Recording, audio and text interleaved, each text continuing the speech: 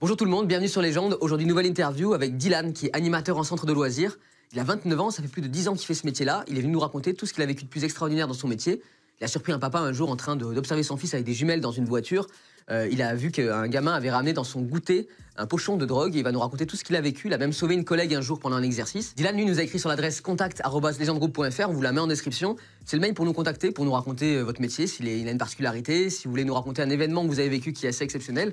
On vous répondra dès que possible. On a 3 interviews qui sortent sur la chaîne, le mercredi, le vendredi et le dimanche. Donc il y a pas mal de créneaux, écrivez-nous. Pour l'instant, c'est Dylan, qui est animateur en centre de loisirs sur Légende. Je m'appelle Dylan, je suis animateur, directeur et je suis aussi formateur BAFA. Et je travaille depuis plus de 13 ans en accueil de loisirs.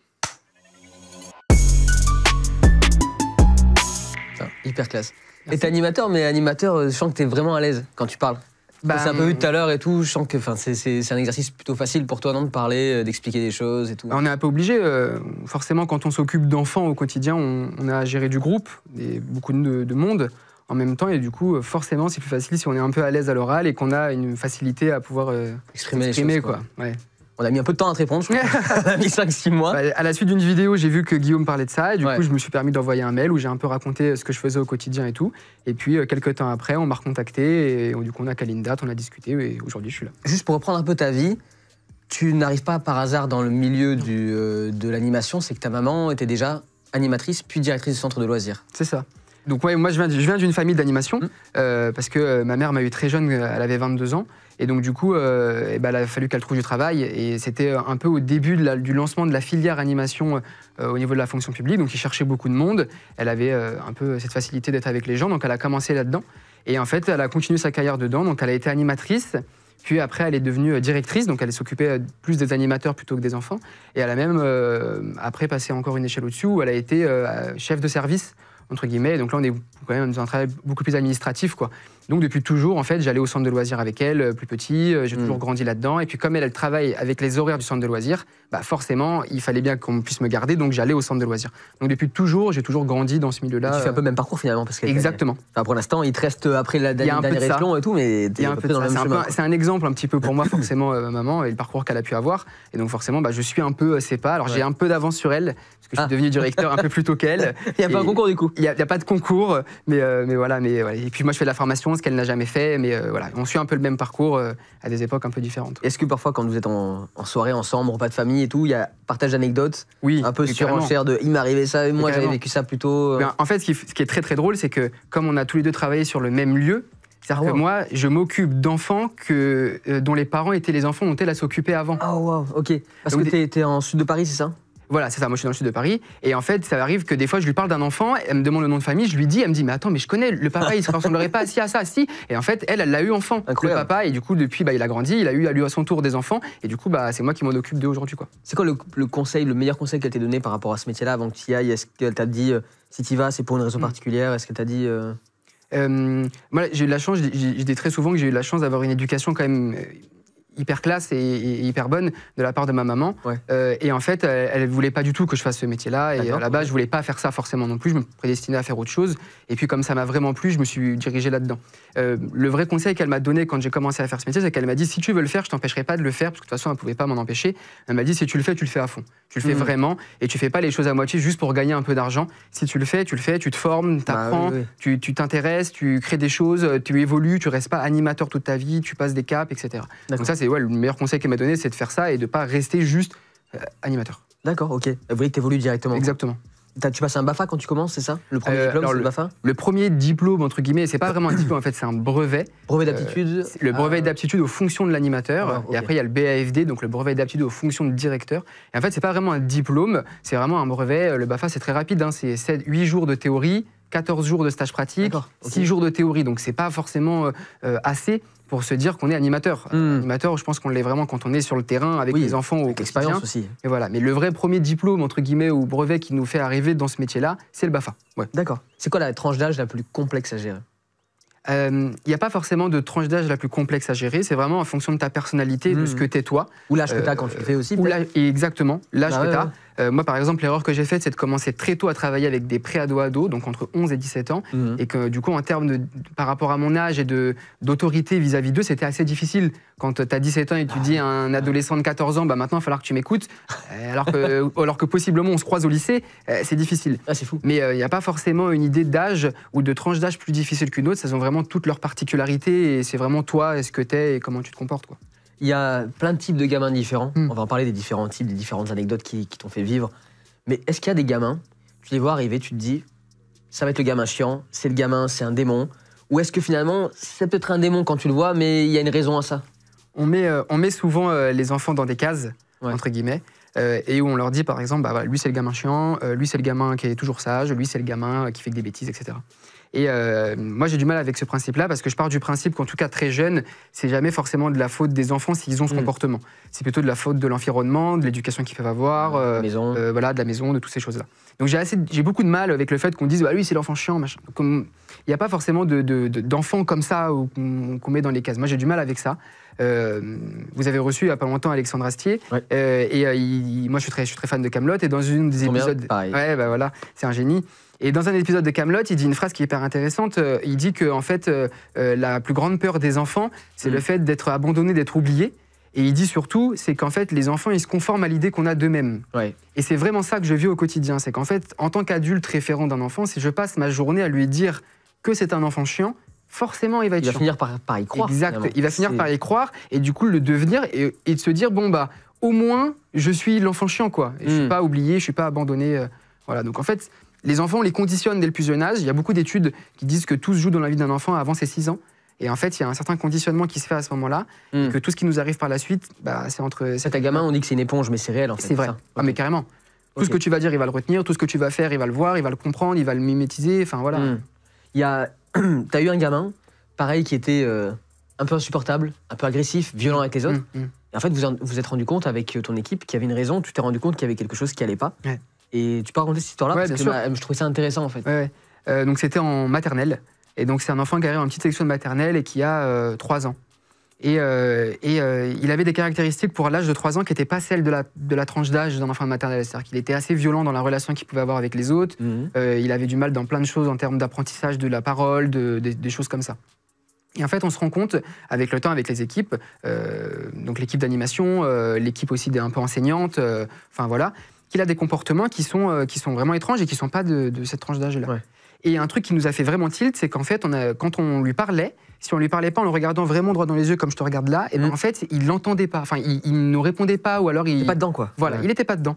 Et des fois même, quand on lui parlait, tu vois, si je te parle et que je te parle comme ça, tu vas quand même m'entendre, tu vois. Mais lui, cet enfant, quand on faisait ça, au début, on pensait qu'il faisait exprès de genre, en gros, tourner la tête pour faire genre, je vous calcule pas. J'en fous. Exactement. Sauf qu'en fait, réellement, il n'entendait pas. Et on discute un peu avec la famille de tout ça, etc. On leur dit, voilà, on pense que peut-être, il y a peut-être un problème au niveau des oreilles de surdité. Ce qui fait que, vu qu'il l'entend pas, eh ben, il peut pas apprendre à parler.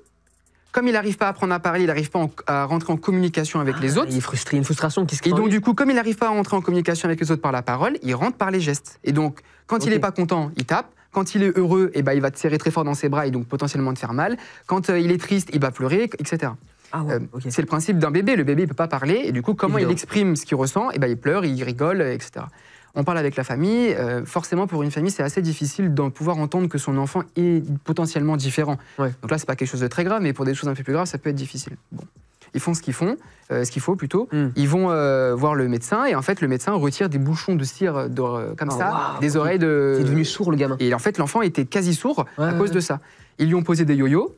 Donc c'est un petit appareil qu'on met dans l'oreille comme ça et qui permet d'entendre mieux. Et du jour au lendemain, vraiment, le comportement de l'enfant, il a changé parce que du coup, il a réussi à apprendre à parler, à rentrer en communication avec les autres, etc. Et en fait, il est passé d'un enfant, entre guillemets, qu'on mettait dans une case de « c'est l'enfant chiant, il est terrible, on ne pourra jamais rien en faire », à en fait, c'est un enfant comme les autres. D'accord. Ce gamin-là, tu l'as eu dans quel contexte? C'était périscolaire? C'était centre? Alors moi, le travail d'un animateur que moi je fais au quotidien, c'est les deux en fait. C'est à la fois du périscolaire et de l'extrascolaire. C'est-à-dire que périscolaire, ça va être extrascolaire. C'est par exemple les gens de la cantine. Et voilà, non, la différence entre les deux, c'est que le périscolaire, c'est tout ce qui va encadrer l'école. C'est-à-dire que quand il n'y a pas école, on est là. L'accueil du matin, le temps de restauration du midi et l'accueil du soir. Et tout ce qui va être extrascolaire, ça va être la journée du mercredi complète et les vacances. Et donc, y compris les séjours. Exactement. Et donc nous, le travail d'animateur à temps complet, c'est de faire les deux. C'est à la fois d'être là le matin pour l'accueil du matin avant l'école, et en même temps d'être là le mercredi et de possiblement de faire des séjours, etc. Est-ce que tu as des chouchous? Tu sais, des gamins, tu te dis, ouais, c'est bon, lui, je mise sur lui, c'est un gamin gentil, serviable, affectueux. Est-ce que tu vois, tu as ce genre de truc où tu dois te séparer de ça? Officiellement, on n'a pas de chouchou. On peut pas, enfin, tu t'imagines bien que c'est difficile. Maintenant, on est des êtres humains comme les autres, on n'est pas des robots, et forcément, on a des liens qui se créent, on a plus d'affection avec des enfants qu'avec d'autres. Moi, encore à l'heure actuelle, il y a des enfants de la première génération d'enfants que j'ai eu qui avaient donc du coup 3 ans en maternelle, qui ont maintenant 14, 15, 16 ans, que je revois, et quand je les revois, je suis hyper content de les voir, on garde contact. Alors, garder contact, ça ne veut pas dire que je les ai au téléphone tous les jours et tout, mais quand je les croise là où j'habite, parce que j'ai longtemps travaillé où j'habitais, forcément, ils changent de trottoir, on discute 5 minutes, etc. Donc, est-ce que j'ai des chouchous? Oui, on en a tous, parce que forcément, quand tu travailles avec le monde, avec des enfants, t'en as forcément que tu apprécies plus que d'autres. Est-ce que maintenant, mon comportement avec eux est différent entre guillemets, ceux que j'apprécie le plus et ceux que, pas que j'aime pas, mais que j'apprécie pas forcément? Non, mon comportement, il est le même. Et d'ailleurs, c'est souvent bizarre, mais on est souvent beaucoup plus dur avec ceux qu'on apprécie le plus qu'avec ceux qu'on n'apprécie pas forcément. Ouais, tu t'es plus exigeant, quoi. Voilà, plus exigeant. Il y a des gamins, alors ça c'est un truc que j'ai remarqué, tu as des gamins dans la manière de fonctionner, de parler. T'en as qui vont être développés très rapidement, donc il va y avoir une tchatche de fou, et d'autres qui vont être beaucoup plus taiseux. Est-ce qu'il y a des gamins qui ont des discussions un peu d'adultes, tu vois, des discussions un peu... tu les écoutes, j'imagine, ça t'arrive d'écouter leurs conversations. De quoi ça parle quand c'est... Ça parle de tout. En fait, ça parle de tout ce qui se passe à la maison. Okay. Et en fait, un des trucs que moi j'aime bien faire, c'est des fois juste de me poser avec les enfants, de pas forcément proposer d'activité, juste on va jouer et on discute en fait de ce qui se passe. Et donc ils racontent un peu leur vie, ils racontent des choses. Et donc forcément, il y a des enfants en fait, quand ils sont élevés par des adultes dans un monde d'adultes, forcément ils grandissent beaucoup plus vite. Et donc, du coup, il y a des enfants qui ont vraiment des discours, quand tu les entends parler. Enfin, moi, j'avais un gamin avec qui je discutais souvent, il voulait devenir président et il t'expliquait comment il allait le faire. Il t'expliquait le cheminement de comment il allait faire ça. Et il s'est présenté aux élections municipales des enfants de la ville et il se comportait comme un... Voilà, il avait... Quel âge il avait? Président, 8-9 ans. Incroyable. Comme ça. J'ai un gamin maternel, 4-5 ans, il était capable de me réciter toutes les recettes de cuisine que faisait sa mère. Parce qu'en fait, quand sa mère a cuisiné avec lui, elle était à côté, elle lui disait, bah là, tu vois, mon chéri, on va prendre les carottes, on va les couper comme ça, on va faire une julienne de légumes. Et il t'explique c'est quoi une julienne de légumes à 5 ans. Ok, voilà. ouais, ok, j'ai des enfants aussi j'ai un enfant qui a appris à jouer aux échecs. Alors, ça m'est pas arrivé à moi, c'est un collègue à moi, qui est aussi un de mes meilleurs amis, qui est très bon aux échecs. Et en fait, il apprend à jouer aux échecs aux enfants, et l'enfant lui dit, je vais te battre. Et mon collègue est très fort aux échecs, pour le coup. Et mon collègue lui dit, mais non, mais tu vois, je suis plus âgé que toi, ça fait très longtemps que je joue, tu pourras pas me battre tout de suite. Forcément. On va apprendre, mais tu vas y arriver. Et ben l'enfant, il avait préparé un plan, c'est-à-dire qu'il prenait une feuille et un stylo, il jouait en boucle contre l'adulte, et il notait tous les coups qui se passaient en disant, ok, quand j'ai avancé tel pion ici, il a fait ça, et donc du coup, la prochaine partie, s'il fait ça, je ferai ça. Il a fait ça en boucle pendant des heures et des heures à jouer au centre de loisirs, il venait, il jouait qu'à ça, et il a réussi à le battre. Et ça me fait vraiment penser... Avec le temps, il a réussi. Au film Nos Jours Heureux. Je t'en avais parlé un peu quand on l'appelait au téléphone. Forcément, quand on parle d'animation. Pour moi, c'est le film de Toledano et Nakache qui est la référence, vraiment. C'est un de mes films préférés en France.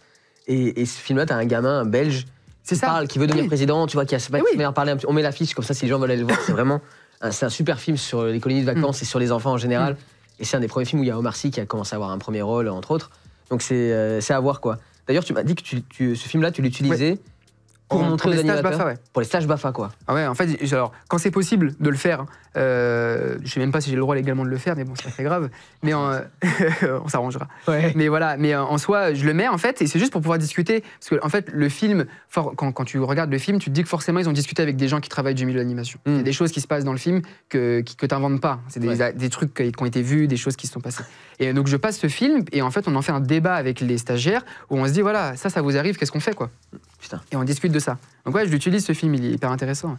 Et les gamins, du coup, ils font toujours des choses un peu bizarres, tu vois. Parfois, il y a des réactions tellement spontanées que ça déclenche des fous rires un peu. Qu'est-ce qu'ils t'ont fait de plus original, les gamins, où tu te dis non, mais là, comment ils ont pu imaginer ce truc-là, ou comment ils y ont pensé, tu vois? Alors, un truc qui m'est pas arrivé à moi, mais j'étais là quand c'est arrivé. En fait, on arrive en séjour, donc on est sur un séjour de vacances, on arrive, et en général, le premier jour, c'est toujours la même chose, c'est qu'on s'installe dans les chambres, on présente les locaux, les enfants s'installent et tout. Et le premier soir, c'est le moment de la toilette, donc les enfants vont se doucher, etc.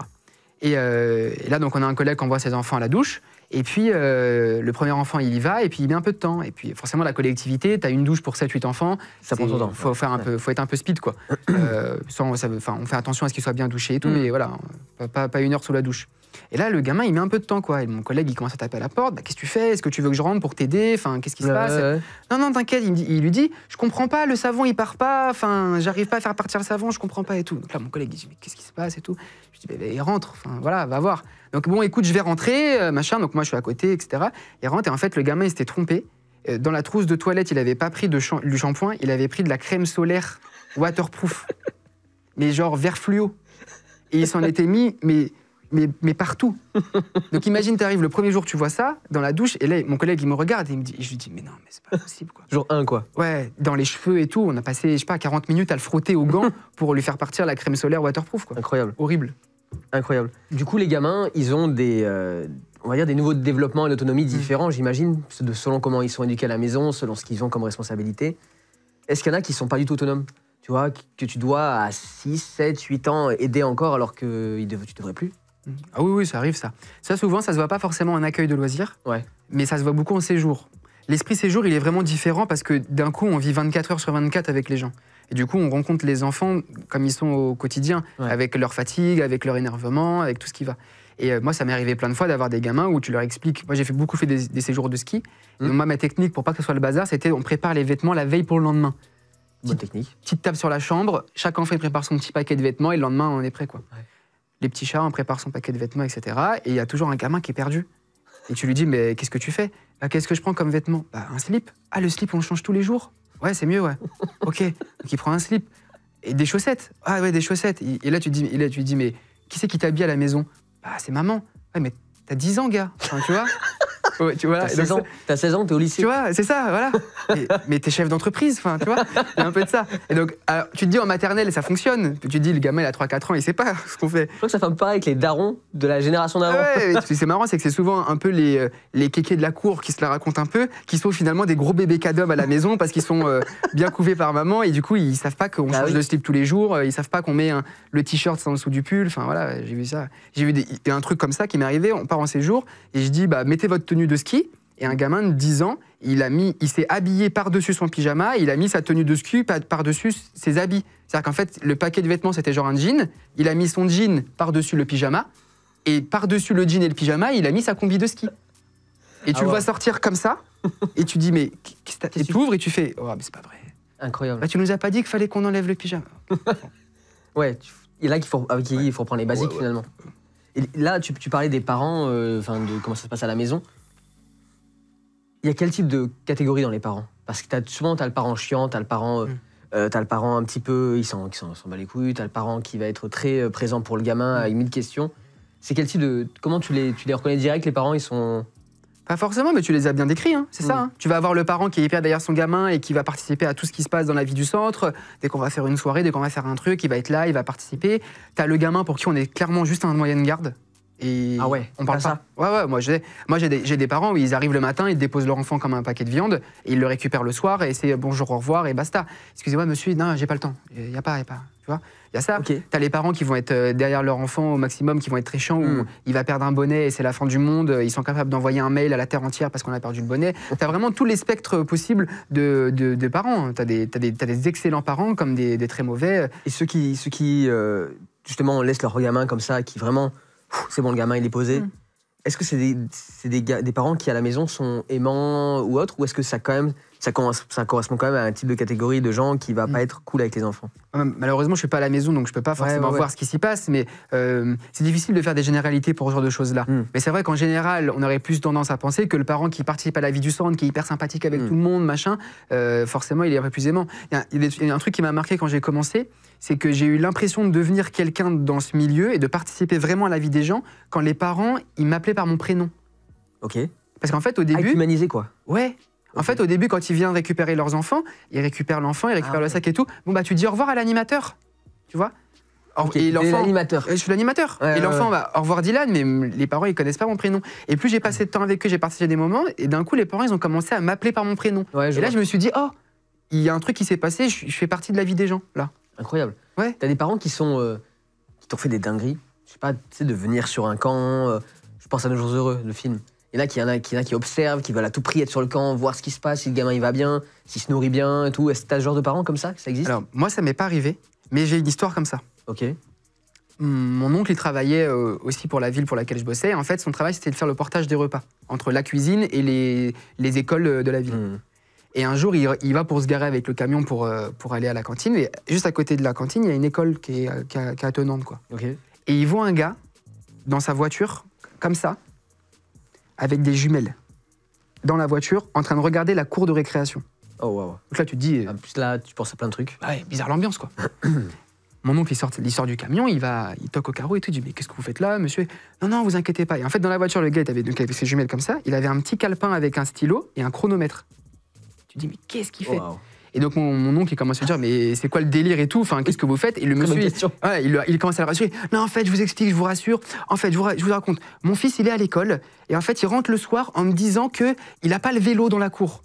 Et quand j'ai été voir la maîtresse, elle m'affirme qu'elle donne le vélo autant de temps à tous les enfants. Du coup, je suis venu pour chronométrer, pour bien vérifier que les enfants... Et là, vous voyez, mon oncle, il fait « Mais vous êtes fou, enfin, mais... » En fait, en vrai, qu'est-ce que j'en ai à foutre de ton histoire? Tu restes pas devant une école dans une voiture avec des jumelles, limite en plan, quoi. Et donc, ouais, ça, c'est arrivé à mon... Et je me dis, mais c'est fou de faire ça.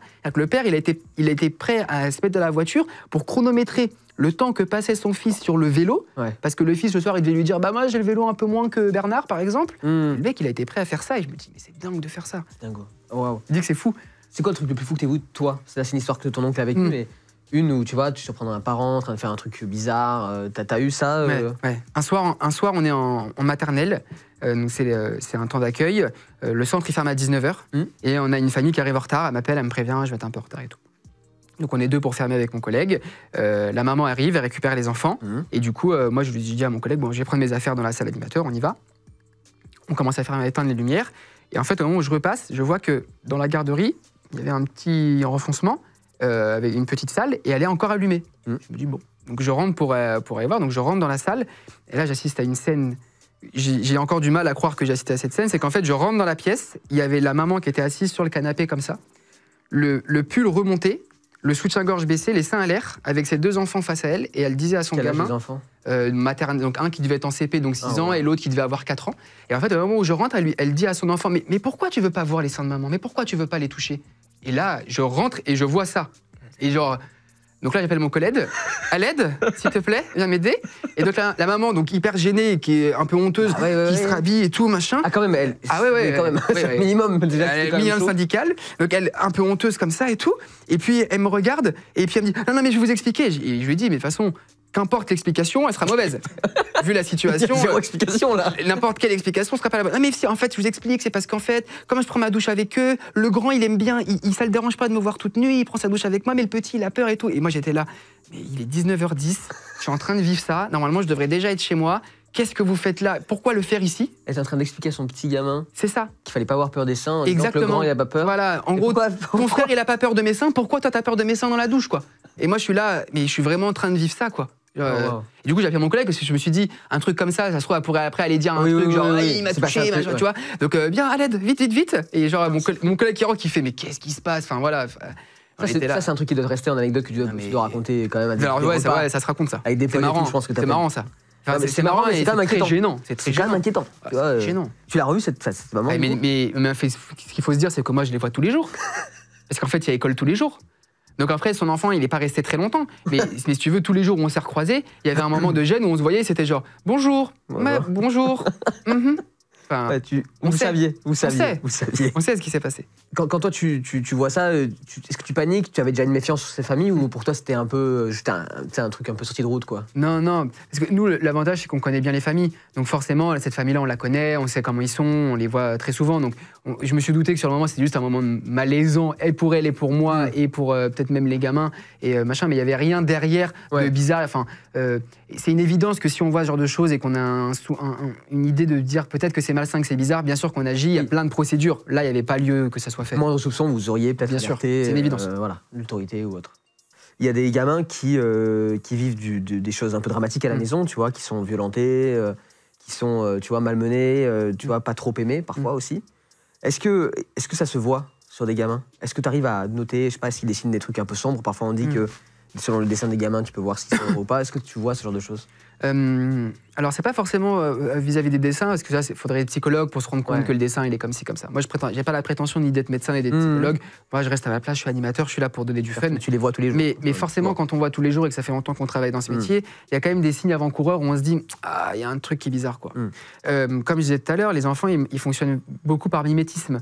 Et donc, si tu veux, si à la maison, papa il tape maman ou inversement, ou que papa est violent, et ben forcément, l'enfant, dans sa relation qu'il va créer avec les autres enfants, ça peut avoir des répercussions. Il y a un autre truc aussi qui arrive souvent, c'est que c'est assez vu chez les enfants qui sont vraiment battus, parce qu'il faut vraiment faire une différence entre les enfants battus qui sont vraiment victimes de maltraitance et les gamins qui a pris une claque sur les fesses une fois parce que voilà. Longtemps, quoi. Enfin voilà, il faut vraiment faire une différence entre les deux. Oui. C'est un vrai débat, la fessée. Voilà, il y a un grand débat là-dessus. Mon avis, on s'en fout par rapport à ça, mais si tu veux, à un moment donné, il faut vraiment faire une différence entre les enfants qui sont battus jusqu'à il y en a qui meurent. Et le gamin qui a juste pris une tarte parce que le papa il en pouvait plus et que là vraiment il avait dépassé les bornes. Et donc pour ceux qui se font battre réellement, il y a des mouvements d'autodéfense que font les enfants. Donc souvent on va se protéger, on va se mettre comme ça quand il y a un geste brusque. Moi j'avais le souvenir d'un enfant où des fois rien du tout, mais tu prends un truc par terre, tu te relèves un peu brusquement à côté de lui, il va faire comme ça et après il se rend compte que c'est toi et du coup ça le rassure. Et donc là tu te dis ah ouais bon là il y a un truc. Okay. Là ça peut être un signe avant-coureur de quelque chose. Après, il y en a qui vont peut-être en parler, mais c'est difficile quand on est enfant parce que très souvent, vu qu'on a toujours grandi là-dedans et vécu là-dedans, pour nous, c'est normal en fait. Ouais. Tu vois, si toute ta vie, par exemple, on t'avait mis que des pulls noirs, le jour où tu vois un pull rose, pour toi, c'est un truc de fou. C'est le même principe. C'est qu'en fait, si toute sa vie, on l'a tapé, pour lui, c'est normal. Je fais une bêtise, on me tape, c'est normal. Et comme on vit pas dans les maisons des autres, ils savent pas comment ça se passe ailleurs. C'est ça. Et donc pour lui, c'est normal. J'ai pas été sage, on me tape. T'as déjà vu de la violence, toi, d'un parent sur un enfant en direct? Ouais. Même principe. Un soir, on était en accueil de loisirs avec mon collègue et un papa qui arrive, il récupère ses enfants. Et c'était dans les derniers. Et ils partent pour aller récupérer les affaires avec ses enfants. Nous, on part dans notre salle et d'un coup, j'entends aïe et un bruit de claque et un autre enfant qui crie. Et donc, je passe la tête comme ça dans le couloir. Et en fait, je vois que le papa, il est en train de tirer les cheveux d'un des enfants, comme ça. Et l'autre enfant, il est en train de se frotter la joue, genre, je viens de prendre une claque, quoi. Donc, je me dis, qu'est-ce qui se passe, monsieur, etc. Ils sont pas sages, ils écoutent pas, machin. Je dis, d'accord, qu'importe. En attendant, c'est pas le droit de les taper, quoi. C'est impossible, quoi. Ouais, c'est mes enfants, en gros, c'est mes enfants, tu vas faire quoi? Tu vas faire quoi, petit animateur que tu es, quoi. Donc moi je dis très clairement, je dis vous n'avez pas le droit de pouvoir le taper, en plus encore moins dans l'enceinte du centre. Alors, ça va pas être possible, quoi. Donc je suis pas tout seul, je suis avec mon collègue, parce que voilà. Donc on a gentiment demandé à ce monsieur de partir, et donc il commençait à marronner, pour qu'il se prenne, pour qu'il vous compreniez, des choses comme ça, quoi. Donc après, il vous a pris d'eau alors que clairement, comme je te disais tout à l'heure, il y a le type de parents pour qui on est juste un moyen de garde. Ils savent pas qui on est, ils connaissent pas nos prénoms, ils s'en fichent d'ailleurs. Et ça me va très bien comme ça, c'est pas grave. Mais je crois que tu m'avais dit en plus que ce côté un petit peu enfant délaissé, parce qu'on parlait de misère un peu sociale, tu vois, tu me disais ça concerne un peu toutes les catégories sociales en fait. Tu peux être très riche et t'en battre les couilles de ton gamin et être très pauvre et la même chose, c'est un peu un truc commun, quoi. C'est ça en fait. Malheureusement, c'est peut-être le truc commun à tout le monde, c'est qu'en fait la misère, elle est partout, quoi. Tu vois les clichés qui disent genre oui, forcément on a une plus belle éducation si on a grandi dans le 92. Je connais pas de ville très Clamart par exemple, c'est peut-être une ville très riche de 92, j'en sais rien. On est forcément plus heureux que quand on a grandi à Bondy. C'est faux. C'est faux parce qu'en fait, la misère sociale, elle est partout. Et dans une famille très très riche, on est peut-être encore plus malheureux que dans une famille très pauvre. Et peut-être que la famille de Bondy, qui vit peut-être avec pas grand-chose factuellement, ils sont très heureux parce qu'en fait, ils sont entre eux, ils sont ensemble, etc. En fait, il n'y a pas de... La misère sociale, elle est partout. Moi, j'ai vu des parents très très riches, qui avaient des très bons métiers, qui payaient bien plein de choses pour leurs enfants, etc. Les enfants n'étaient pas forcément heureux. Parce que tu vois pas papa, parce que papa il est pas là, parce que papa il est au travail tout le temps, parce que maman aussi elle travaille tout le temps, et donc du coup c'est nounou qui me garde, je vais au centre, et voilà, et un autre enfant qui a pas forcément les moyens, et par contre il a passé le week-end au parc avec son père. Et donc là, tu vois, le bonheur il se limite pas forcément. On dit pas de la même manière, quoi. Exactement. Et t'as des parents, tu vois, ils sont à vous, ils te disent ah ouais. Ouais, ça m'arrive souvent. Ça m'est arrivé souvent que des parents ils viennent me voir au centre en me disant je sais plus quoi en faire. Gardez-le, je peux plus. Faites quelque chose, Dylan. Mais un peu sur ton humour ou un peu sur l'humour, mais en même temps, en vrai, un peu. Ouais, ça m'est arrivé. Mais moi, ça m'est arrivé aussi parfois dans ma vie quotidienne. C'est-à-dire que je suis pas au travail. Je vais acheter le pain et un papa il me croise avec une gamine. Ça tombe bien que je vous vois. Alors, écoutez ce qu'elle m'a fait. Le psy de la famille, c'était le psy des parents. Moi, je suis là, monsieur, je suis pas au travail là. Ah oui, mais vous, il vous écoute. Oui, vous écoute, s'il vous plaît. Tu vois, ouais, ça m'est arrivé. Est-ce qu'ils t'écoutent parce que tu leur accordes du temps? Peut-être c'est ça aussi. Bah, ils m'écoutent parce que déjà, on va être très clair, c'est que moi, j'ai pas de liens sentimentaux avec eux. Ouais. Je suis pas leurs parents. Alors ça peut paraître trash ce que je vais dire, mais moi, tu peux pleurer autant que tu veux. Si je t'ai dit non, c'est non.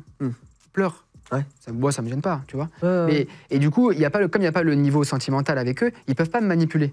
T'arriveras pas à me manipuler. Ils ont pas les ressorts pour. Et non. Alors quand c'est ton père ou ta mère, bah tu vas manipuler, tu vois. Moi, ça m'est déjà arrivé une fois. On va faire des courses avec des gamins au petit magasin à côté de chez nous pour faire un atelier cuisine. Ouais. Et le gamin, sûrement qu'il avait l'habitude avec ses parents de gratter un petit paquet de bonbons. Tu vois, au passage. Arrive à la caisse. Voilà. Et moi, il gratte avec moi. Mais je lui dis, mais en fait, on peut pas, mon petit chat, parce qu'on a un budget. Il se met à faire une crise. C'est-à-dire qu'il se jette par terre et il commence à je veux mes bonbons. Et je lui dis, bah c'est bien, bah tu vas rester là et faire ta crise. Et sûrement que le parent, il se serait jeté, bah c'est bon, allez, prends tes bonbons, machin. Et moi, je m'en fiche, moi. Ah, tu veux? Eh bah ok, on va attendre. Et quand ça sera fini, bah tu auras fini ta crise. Et du coup, en fait, bah, comme il n'y a pas ce lien-là, et bah, en général, ils écoutent pas mal, ouais. Est-ce que parfois, à la fin de la journée, ça t'arrive d'aller voir des parents? Tu sais, tu dis que tu gardes un peu tes nerfs, que t'es un peu distant, mais je pense qu'à la fin de la journée, t'as envie d'aller voir les parents en leur disant votre gamin, il s'est pas tenu très bien. Est-ce que t'as eu des parents, tu vois, qui l'ont mal pris, genre leur enfant, il fallait pas le toucher, ou qui justement ont pris ta défense et ont, tu vois, un peu engueulé leur gamin derrière? J'ai de tout. Ouais. J'ai à la fois des parents qui vont être capables de me dire tu vois, t'es pas seul avec Dylan, tu vas voir ce qui va t'arriver, tu vois, genre en mode nous, quoi qu'il arrive, il a raison. J'ai eu ça. T'as eu ça? Ouais, j'ai des parents qui me disaient, ils me donnaient leurs enfants, ils me disaient vous avez carte blanche, hein. S'il est pas sage, nous on vous fait confiance. Hein. Ouais. Après, je parle de moi personnellement, mais l'équipe en général, c'est attention, hein. Il a au moindre truc, pas de problème. Hein. Ok. Et on a l'inverse, c'est non, impossible, mon fils il ferait jamais ça. Ah, si monsieur, je vous le dis, non. Tu vois, il n'y a pas de discussion. On a deux sens, c'est les extrêmes, quoi. On a les extrêmes. Et un truc qui m'avait beaucoup marqué, et ça a beaucoup remis en question ma vision de est-ce que j'en discute ou pas avec les parents du comportement des enfants. Après cette situation, je me suis dit des fois c'est peut-être mieux de régler moi, l'enfant, basta. Essayer de lui expliquer au mieux. Voilà. C'est qu'un soir, il y avait un enfant qui était vraiment assez turbulent, qui était assez casse-pied, ça faisait plusieurs fois qu'on le reprenait. Faut bien se dire qu'on va pas voir le parent la première bêtise d'un enfant. Hein. T'attends, tu prends sur toi Il y a toute une échelle des sanctions avant qui fait qu'on va parler avec lui, on va mettre des choses en place. Et vraiment, aller voir les parents, c'est le dernier recours de là, gars, t'as dépassé toutes les limites, on va aller en discuter avec tes parents. Et donc là, c'était arrivé à ce point-là. Et donc, c'est papa qui vient récupérer et je vais pour commencer à discuter avec le papa et je dis voilà, c'est dans la journée, votre enfant, il n'a pas été super sage, il a fait ci, il a fait ça comme bêtise. Et là, le père, il me regarde comme ça, il m'a dit ok, pas de problème. Il a enlevé comme ça, il a commencé à déboutonner sa ceinture. Oh non. Je te jure que c'est vrai. Devant le centre, genre devant des gens et tout, en mode genre il a pas été sage. Ok. Genre, je vais sanctionner quoi. Il voulait taper son gamin là, en direct live devant tout le monde. Ouais. Et donc là, j'étais mais monsieur, faut arrêter. Enfin, non. Il a déjà été sanctionné, genre on l'a déjà sanctionné, on lui a déjà dit. Là, c'est juste de l'information pour si vous pouvez en discuter avec eux à la maison, c'est mieux. Ouais, mais là, il y aura pas le taper, il n'y aura pas de discussion. Et donc, du coup, quand tu vis ça, je me suis dit, franchement, j'ai mal dormi parce que tu dis, ça se trouve, le gamin, il est rentré à la maison, il s'est pris un coup de ceinture, clairement. Et du coup, après ça, je me suis dit, genre, plus jamais j'irai discuter avec cette famille de problème avec l'enfant. Ouais. C'est-à-dire qu'à partir de maintenant, j'en ai parlé avec l'équipe. Et voilà, si on doit régler un problème, c'est nous l'enfant. Oui, parce que là, tu as vraiment pris conscience qu'il aurait pu se prendre, peut-être qu'il s'est pris d'ailleurs à la maison. Et je me dis, ça se trouve, ça faisait déjà un petit bout de temps que je travaillais, ça se trouve, il y a plein de moments dans ma vie où il y a des enfants qui se sont fait taper ou machin, etc. parce que j'ai dit aux parents, il n'a pas été sage et tout. Et quand ça m'est arrivé, je me suis dit, ça se trouve, c'est déjà arrivé que des enfants se fassent taper à cause de moi. Depuis ce jour-là, je me suis dit... Je règle différemment. Ouais. Alors, ça m'arrive encore de discuter avec des parents, mais je prends la discussion différemment, quoi. Et il faut que je sois sûr que le parent, il est dans une capacité d'écoute et de discussion pour avancer les choses. Tu dis pas punition, tu dis sanction. Ouais. Pourquoi tu fais une... Parce que c'est pas la même chose. Parce qu'on dit, tu vois, quand t'es primaire, t'as 29 ans, j'en ai 31. Quand j'étais au primaire, ok, bon, punition, t'as 50 lignes à écrire. Ouais. Punition, tu vas au coin, punition, machin. Pourquoi tu dis pas ce mot punition? Parce que la punition, elle sert à rien. Est-ce que t'as appris quelque chose d'avoir écrit tes 50 lignes? Absolument pas. Voilà. La sanction, elle a deux vertus. D'un côté, elle est positive. C'est-à-dire qu'elle peut avoir une vertu positive. Tu vois, le permis de conduire, il te sanctionne du fait que tu as réussi l'examen du code de la route et de la conduite. Le bac, il te sanctionne de la réussite de tes études, etc. Tu vois. Et elle a aussi une vertu, entre guillemets, négative, où elle va poser un point sur un problème en disant là, ce que tu fais, c'est pas correct, il va falloir que tu progresses. La sanction, elle a pour but d'être dans un état d'esprit d'amélioration, de compréhension de ce que je fais n'est pas bien, et du coup, que je vais m'améliorer. Vous voyez? Okay. Et donc c'est ça la différence. La punition, quand tu regardes la définition, c'est quand même le fait de faire subir à quelqu'un quelque chose qu'il n'a pas envie. Tu vois? La punition, si on prend au Moyen-Âge, c'est la torture, quoi. Ok, je comprends. Il y a un truc qui se passe souvent au centre de loisirs, c'est un enfant, il est passage, on lui dit va t'asseoir sur la chaise à réfléchir. Le gamin, il est là, ok, il va s'asseoir. il s'assoit sur la chaise pendant 10 minutes. Et après, l'animateur, il vient le voir, il lui dit « C'est bon, t'as réfléchi ? Ouais, tu vas recommencer ? Bah non. Ok, allez, c'est bon, va jouer. » Mais en fait, il s'est rien passé, le gamin, il a rien compris. Il a pas dit, bah tu l'as pas aidé, enfin tu vois, ça sert à rien en fait. Ouais. Une vraie sanction, alors une sanction, c'est pas non plus, on n'est pas dans le monde des bisounours non plus, hein, c'est pas que de la discussion et de dire ah là mon petit chat t'as compris, c'était pas bien. Mais tu vois, la sanction, ça peut être aussi un moment de dire bah maintenant c'est fini, tu vas sortir du groupe, tu vas arrêter de jouer avec les autres parce que t'es pas en capacité de jouer avec les autres, on va faire autre chose, tu vois. Mais lui dire à un enfant bah tu vas au coin, ça sert à rien. Et le gars, dans le film Nos jours heureux, qu'est-ce qui se passe à un moment? Le directeur, il punit un enfant, il l'envoie dans la buanderie et il l'oublie. Bah ça, moi, ça m'est arrivé en vrai. Ça m'est déjà arrivé. T'avais oublié de dépunir? Moi, non. Mais tu rentres dans une salle, t'as un gamin qui est assis. Qu'est-ce que tu fais là? Bah, c'est machin, il m'a puni. Mais depuis quand? Bah, je sais plus et tout. Putain, mais c'est quoi ce délire? Tu vois? Ouais, parce qu'en fait, la vie, elle a continué. T'es passé à autre chose. Et il est pas tout seul. T'as 35 autres enfants à t'occuper. Donc, du coup, tu te dis, vas-y, lui, il casse-pied. Va t'asseoir là-bas 5 minutes. Puis toi, tu fais autre chose. Et d'un coup, tu te dis, oh putain, c'est vrai, j'ai oublié. Ça devient un réflexe pour l'animateur, peut-être, pour certains en tout cas, de dire, ok, bon, hop, je m'en débarrasse. Ça sert à rien. Mais ça sert à rien, le gamin, il non. pas. Parce que du coup, il a pas compris pourquoi t'étais en colère. Il comprend pas toujours pourquoi il a fait ce qu'il a fait de mal. Et tout ça, quoi. Il n'y a pas de violence. Il n'y a pas de geste, tu vois, parfois d'incontrôle, par exemple, d'un animateur qui va mettre une gifle ou bousculer un gamin. Ça arrive, ce genre de choses? Moi, personnellement, j'en ai jamais vu. Et heureusement. J'ai jamais vu, moi, personnellement, un animateur gifler un enfant. Maintenant, j'imagine que c'est déjà arrivé et que j'ose espérer qu'ils ont été sanctionnés pour ça. Maintenant, ça m'est déjà arrivé de voir des animateurs vraiment qui craquent et à bout de nerfs et pas forcément taper, mais des fois un peu saisir un peu fermement un enfant ou vraiment hausser le ton très très fort sur un gamin, des choses comme ça. Ça, c'est déjà arrivé. Il faut imaginer, et ça arrive souvent, c'est plutôt en séjour. Parce que la fatigue avec et tout. Le matin, la nuit, ça. Ces jours, c'est 24 heures sur 24. S'il y a un gamin qui se réveille à 3 heures du matin, tu dois te réveiller, tu dois être là. C'est 24 heures sur 24, on continue, avec beaucoup d'enfants, beaucoup de monde, c'est de la vie en collectivité, il y a la fatigue, il y a tout ça. Et donc, des fois, oui, forcément, les nerfs, c'est difficile, ouais. Ça, la gestion de tout ça, ça devient difficile. Bah oui. Si t'en vois un qui fait un geste, c'est exclusion définitive. Ouais. Oui, c'est impossible. Ouais. Impossible. Tu vois, il y a 25 ou 30 ans, on entendait que les jeunes, ils disaient bah, ma maîtresse, elle m'a mis une claque, quoi, m'a tapé sur la règle. Sur les doigts. Même moi, quand j'étais petit, tu vois, ça n'a rien à voir avec l'animation, mais j'avais un prof de judo. Quand tu étais passage au judo, il te mettait un petit coup de ceinture sur les fesses avec la ceinture. Et moi, quand j'allais voir ma mère en disant ah, le prof, il m'a fait ça, ma mère, elle me disait bah, c'est sûrement que tu l'as mérité. Tu vois ce que je veux dire? C'est ça. Tu vois, ma mère était un peu comme ça. C'est sûrement que tu l'as mérité. Alors, c'est une mère hyper aimante, c'est un amour. Mais tu vois, là maintenant, ça a changé. C'est-à-dire que là, n'importe quel animateur, juste, il pourrait même faire le geste vers un enfant. Mais c'est fini, t'es mort. Tu te fais virer, les parents c'est beaucoup plus total. Est-ce que c'est dans le bon sens? C'est bien finalement que, selon toi, est-ce qu'il y a un avis à avoir là-dessus? Est-ce qu'il y a un avis? Tout le monde peut avoir un avis sur tout. Est-ce que c'est bien qu'on arrête de taper les enfants? Forcément oui. Forcément, ouais. Maintenant, est-ce que c'est bien que les parents ils soient aussi pointilleux parfois pour pas grand-chose? Forcément non. Tu vois, des fois on est vraiment sur des trucs... tu te dis, vraiment, vous voulez qu'on perde du temps à discuter pour ça? Pour un bonnet? Il y a un truc chez les gamins aussi, j'ai remarqué, j'ai pas de gamin moi. Je sais pas, t'en as pas non plus? Non, pas encore.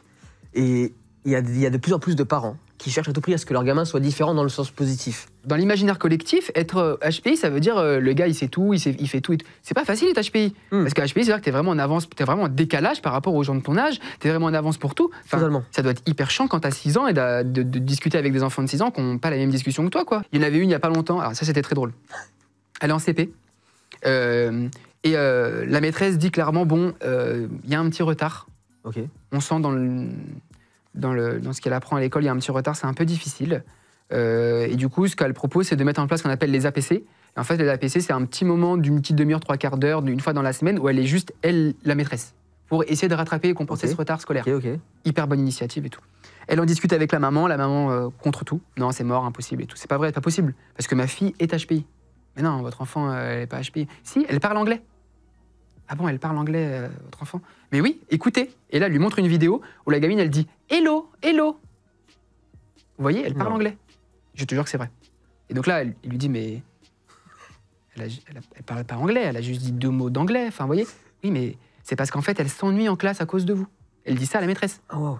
C'est parce qu'en fait, vous, comme... C'était pas sa faute, c'était pas la faute de la gamine. Non, comme vous n'êtes pas une bonne maîtresse, du coup, elle s'ennuie. Du coup, elle vous montre pas son potentiel intellectuel.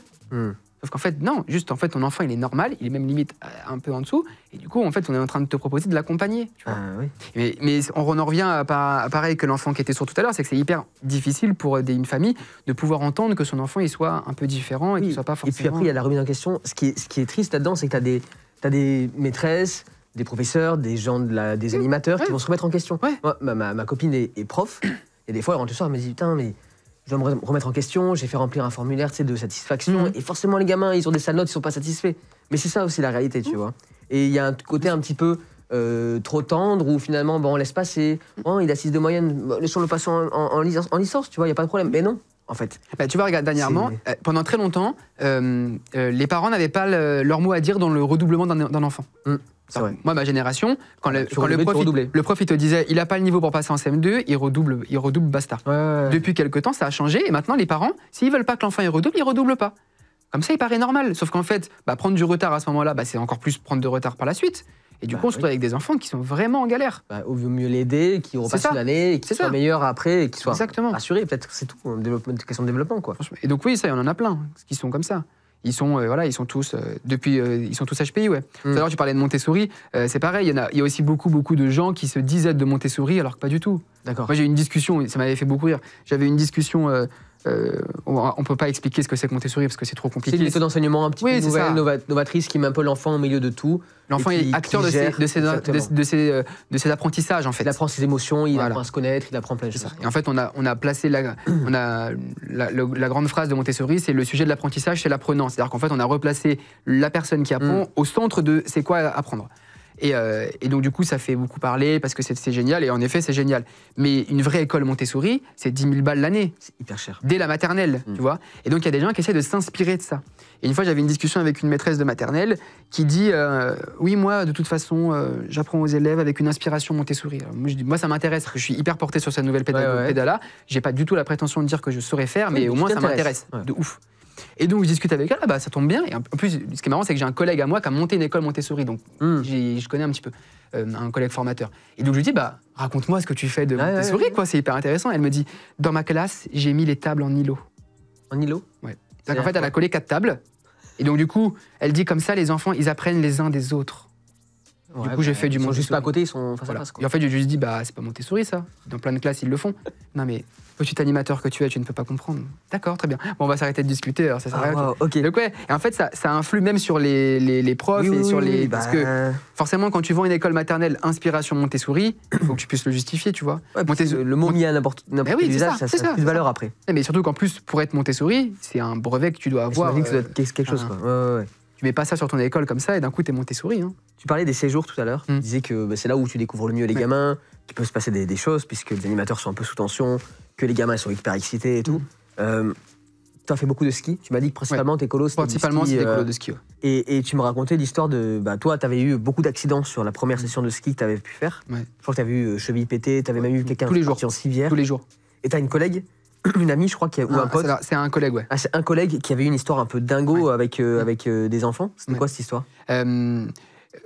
Forcément, quand tu pars au ski, c'est un contexte particulier, c'est un séjour particulier parce que c'est dangereux, le ski. On n'est pas maître de tout parce qu'il y a aussi des particuliers qui sont sur les pistes, on ne peut pas privatiser la piste ensemble, donc forcément, on ne peut pas tout faire tout ça. Et que nous, en tant qu'animateurs, on n'est pas prof de ski. Donc nous, on n'apprend pas aux enfants à faire du ski. On peut faire du ski libre avec eux, mais techniquement, on n'est pas censé leur apprendre la bonne technique pour skier. Donc on est accompagné de profs ESF.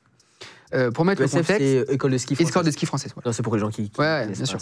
Je ne vais pas généraliser, mais très souvent, dans 90% des cas, ça se passe très bien avec les écoles de ski françaises, avec le SF, ça se passe très bien. Et de temps en temps, il y a toujours des brebis galeuses partout. Les profs de ski, ça les emmerde d'avoir des groupes, quoi. Ça les fait chier parce que c'est mou, parce que faire du piou-piou, ça les emmerde, parce que c'est pas des cours. Petits, voilà, c'est ça. Et faire du cours privé, ça paye plus que faire ça.